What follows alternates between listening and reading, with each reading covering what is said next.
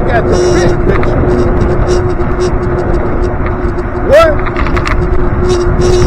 What are the repercussions if somebody shoots you a stab? You'll never see that person again. So, wouldn't it benefit you not to get caught up in an argument with a person that you'll never see again? Is it worth it? No, it's not worth it. You know, if I accidentally cut somebody off, and hopefully I don't do that again, so I'll just throw up a hand like, hey, sorry, didn't mean to do that. And hopefully they understand. But if I get somebody like mean mugging me and all that, man, I look off and pray that they don't shoot into my car. I'm not gonna do it. I see people do it. I see people going back and forth and jumping out their cars, arguing and fighting and all that. Why? Why? You'll never see this person again, hopefully. So why would you do that? Why would you get out there acting a fool with somebody that can possibly either take your life or make your life miserable with injuries, like getting shot or stabbed, and the therapy, being off work for a year or 2 years and all that? It's not worth it. It's not worth it. Now, some people would probably say, oh, well, you just being a chump. You scared. And no, it ain't that. You know, I can hold my own. But I'm just saying, what does common sense play into this? What does common sense play into? I mean, yeah, I can show how tough I am. But tough I am to somebody I'll never see again. You know, why do that? You know, that's, to me, that ain't being no chump. That's just playing it smart. That's just saying you'll never see this person again. You don't know what this person got. So why do it? I remember when I was going swimming and this young guy cut right in front of me. I had the right of way. And he cut right in front of me, and then he gave me the mean mug. All he was doing was trying to egg me on with the mean mug. And you know what? I didn't even acknowledge that. And you know what? And here's the funny part. I never saw him again. So, you see what I mean? You see what I mean? You'll never see this person again. So, why entertain that? Why entertain BS? Why entertain it? You know, it's not worth it.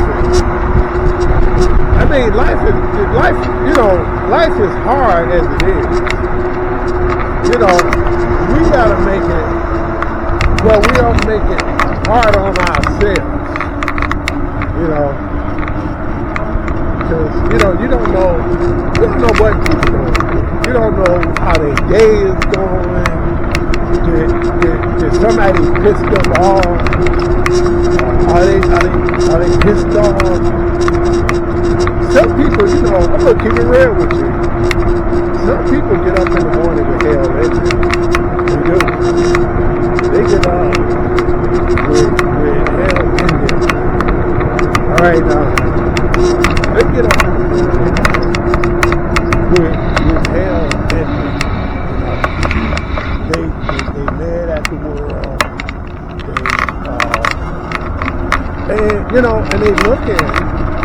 they looking for somebody that they can take their hell out on. Don't let that person be you. I've had people that I encountered that just, they already pissed. They already got hell in them. And they just looking for somebody that they can release some of that hell on. And like I say, I try to make it where I'm not the person that they gonna release their hell on. Because they already pissed for whatever reason. And I just try to keep my cool. I always got this thing that I say to myself. It's like, keep your cool, fool. And you have to. You have to keep your cool. Don't let people take you there. Now don't get me wrong. I ain't gonna let nobody push me around, because I ain't no chump like that. Now you ain't gonna do nothing to me. But if I can walk away from bull crap, I'd rather do that. I'd rather do that. I'd rather do it. And you know what? And here's the thing. You feel better when you do that. When you can walk away from bullshit, you feel better. You didn't let somebody take you there. And you can say, hey, I did the right thing. I did the right thing.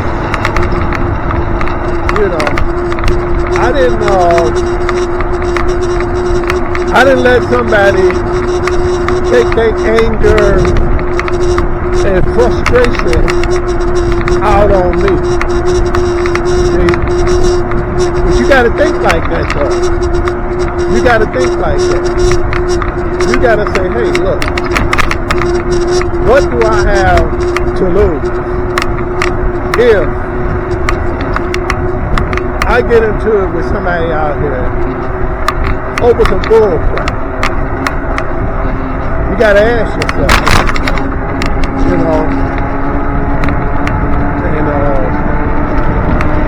and you'll see that you made the right choice. I'm not perfect. But what you tell you this,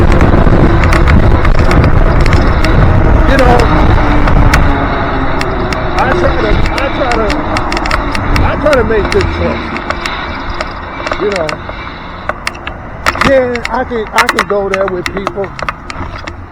I can go there with people and be out here arguing and fighting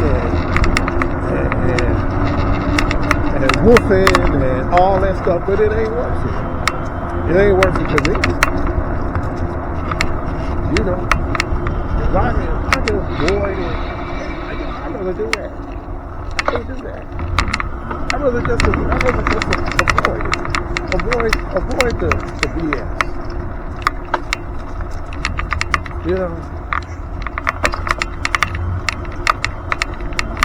That's just me. I know some people love to argue. Some people love to get into them shouting matches and want to fight and want to do all these things. But at the end of the day, you got to ask yourself, is it worth it? Don't be that hot-headed. Don't be that person that the slightest thing, the slightest infraction make them want to fight, make them want to argue, make them want to jump out their car and lose their cool and all these things. Try not to be that person. I try not to be that person. You know, I just say, hey man, sorry about that. Or you know, the women are just as bad.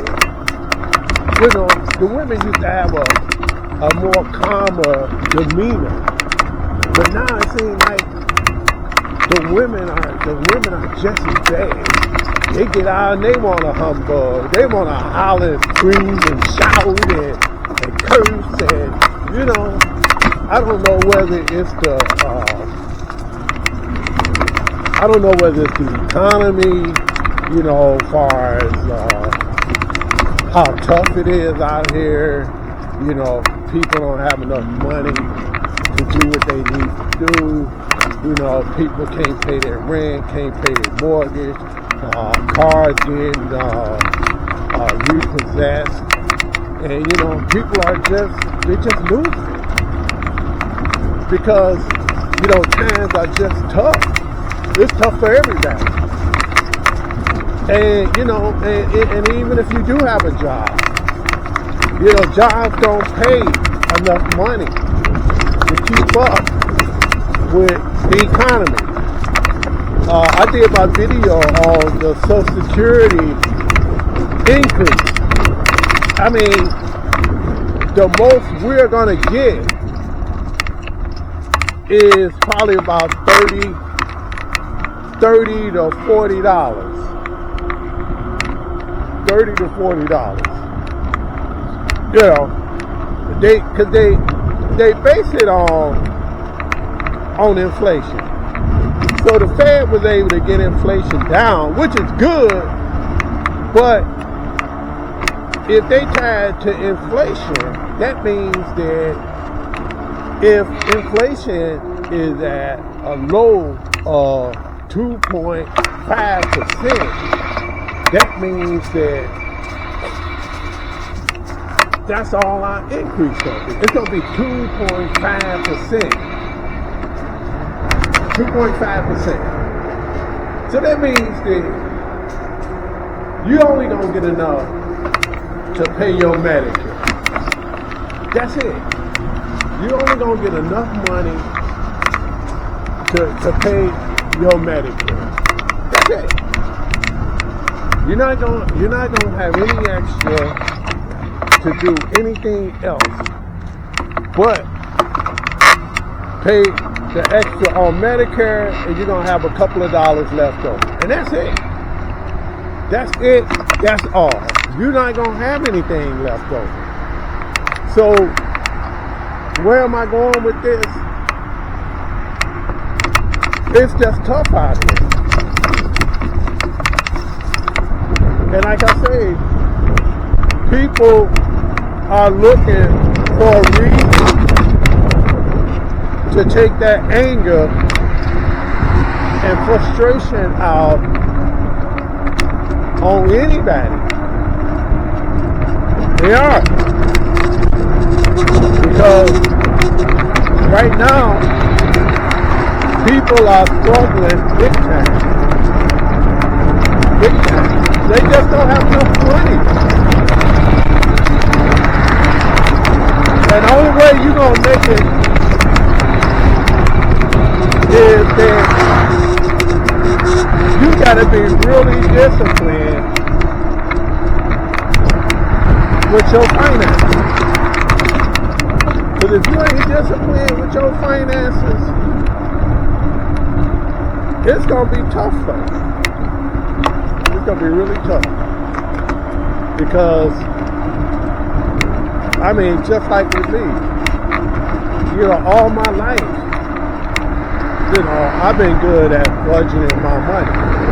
You know, I'm good at my finances.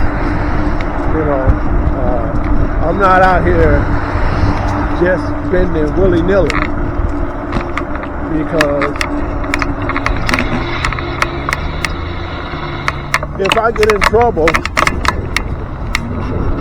with my finances, who gonna help me out? Who gonna be there to bail me out? No one. No one. No one's gonna be there. So I just kind of tell myself that, you just have to, you have to be disciplined with what you're doing out there. And me personally, I'm not trying to,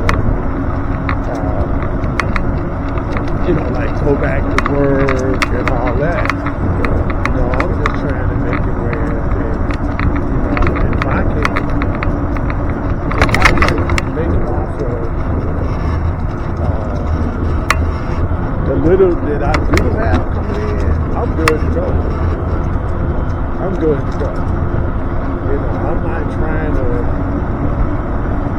after I retire, to go back to work and do it all over again. I'm just trying to say, hey, look, be able to manage your money in a sense where you don't have to go back. And like I say, so far I've been doing that, but I got some good videos coming out on how I, budgeted my money, to, where it comes down to, let's say, the house. I shop around for my insurance, and whenever the taxes come out, and I can reassess my property taxes, I always make sure I do that, because every little bit helps. So what I try to do is just say, hey, if I can, reassess my taxes, even if they don't go up and they stay even, I can live with that, because the two major things that'll get someone out of their house is property taxes and property insurance. Now, the property insurance, if you don't want no insurance and your house is paid for, well, you don't have to have it, But if your house burned down, well, then now that's on you, because you didn't have any insurance. So, but if you got a mortgage, if you got a mortgage on your house, then you got to have insurance. You take those people in Florida, where they don't want to give you no insurance because of the hurricanes and tornadoes and floods and all these other things. They don't want to insure you. So or if they do, it's going to be very expensive.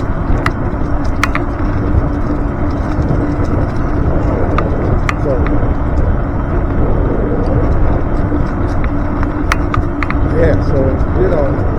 so those people are hurting really bad, especially the ones that's in those kind of ocean fronts and stuff, where they stated law that you gotta get your place.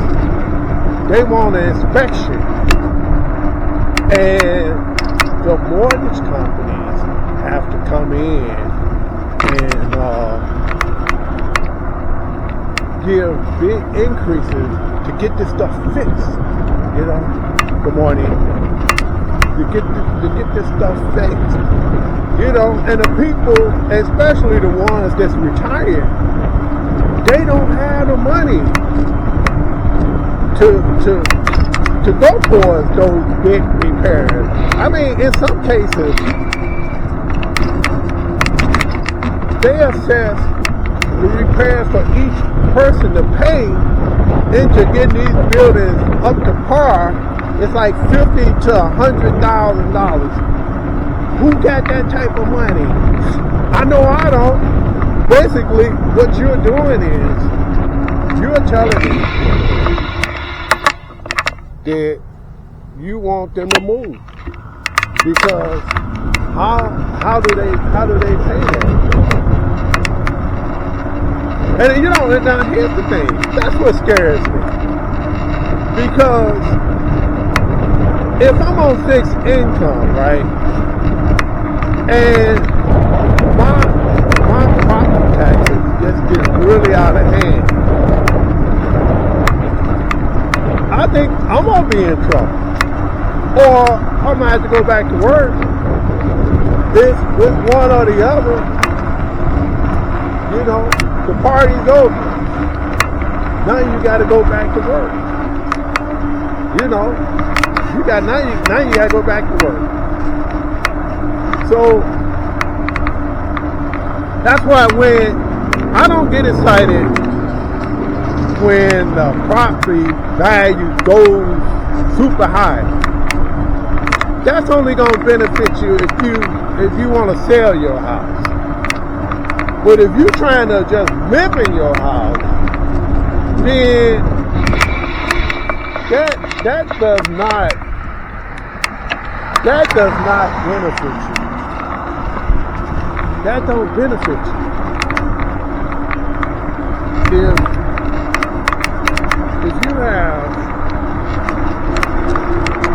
If you have a, you know, big tax to pay, you know, I know some people that their tax bill is like $12,000 a year. Now, think about it. How in the heck do you pay that? Or $15,000. Hey, I'm not even talking rich people. It depends on where you live. Do you have any other income other than homeowners paying tax? But if you got like companies, factories, warehouses, office buildings, things like that, you know, that's going to help out with paying for taxes. But if it's all just homeowners, you know, that could be a problem. Houston, we got a problem. We got a problem. Because, you know, everybody don't have it like that. You know, people don't have no, if my taxes, if I had to pay $10,000 a year for taxes on my property, you're essentially telling me one or two things. Either I gotta sell this property or I gotta take my wigs back to work. You know, or both. I gotta sell the property and go back to work. So, you know, this is life for you. Life goes through a lot of curves now. It's going, you know, life can make you scream uncle. Because, believe me, it ain't easy. Life is not easy. Especially if you don't have any money. You know, it's just getting tough. You know,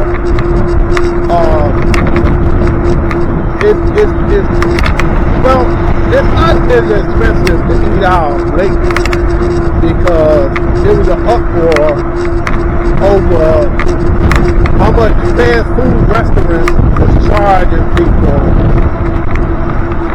to eat out. So they lowered the prices on that. And, you know, I've been able to go out and enjoy me some fast food. And, you know, believe it or not, it's actually a little cheaper than me cooking.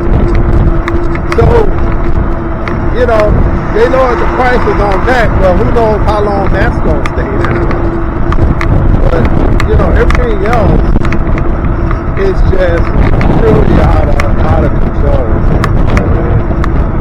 And, you know, what do you do? what do? You know, you still gotta pay, regardless of whatever it is. You still gotta pay. If you don't pay, they gonna start shutting down some stuff. They gonna turn it off. So, well, I hope y'all enjoyed the ride. It was fun. I got a chance to talk to you, and that's it. Again, this is Kay, back at it with a new video. Take care, guys.